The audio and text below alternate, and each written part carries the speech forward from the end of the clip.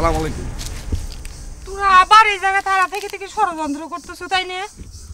মেজাবাজার উপরে কি কথা বলছেন? কিসের ষড়যন্ত্র? আমি জানি না মনে হয় কিছু না।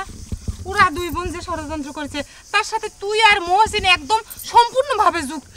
আমি যাবো, তুই যা ভাবতেছো তা না, আমরা কোনো ষড়যন্ত্র করতেছি না, তুই যা। আমাকে তোর বোকা মনে হয়?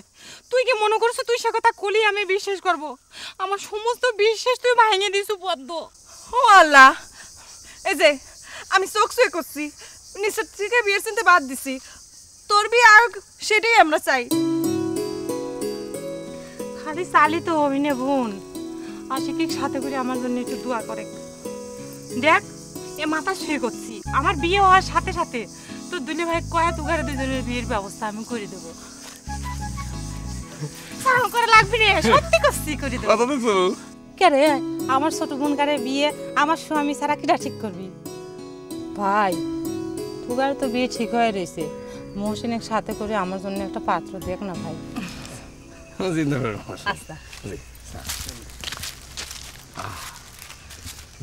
মাটির মানুষ না, তাড়াতাড়ি একটা পাত্র খুঁজে দেখো না, তাহলে তো আমাদের বিয়েটা তাড়াতাড়ি হয়ে যায়। ঠিক আছে খুঁজে দেখবো না। মেজবু যেরকম লম্বা সুরা, আসলে তার মাপের পাত্র পাওয়া খুব কষ্ট, বুঝতে পেরেছো?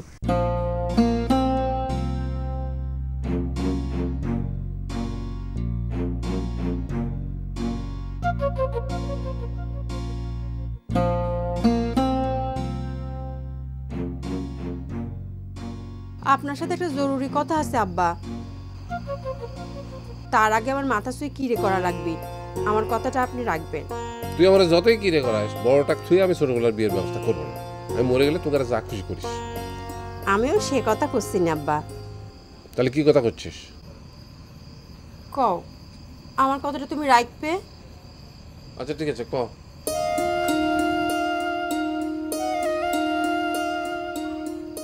আমি বিয়ে করবো আব্বা।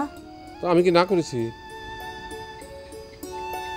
সেদিন যারা দেখবে আসছিল তার সাথেই। হ্যাঁ তুমি কিন্তু না করবে পারবে না, মাথা ছুঁয়ে কিরে করে যাও কিন্তু।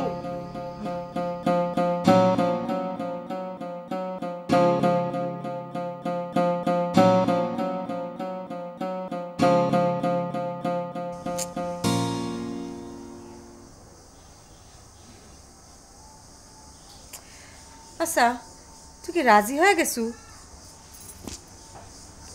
রাজি হই কিরাম করে ক? এটা কি সম্ভব বাড়ি থেকে পলায় যায় বিয়ে করা?